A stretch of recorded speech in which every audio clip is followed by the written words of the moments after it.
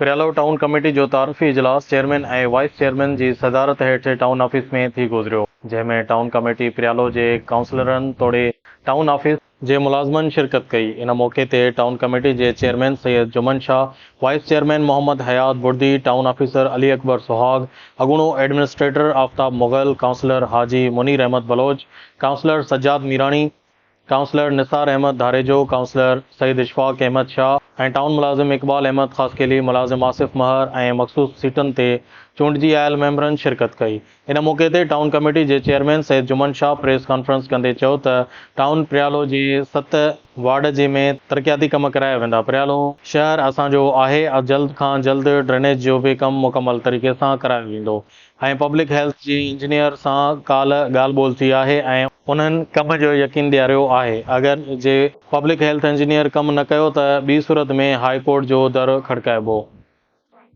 हर ख़बर बर वक्त ख़बर ॾिसंदा रहो न्यूज़ लाइन 1।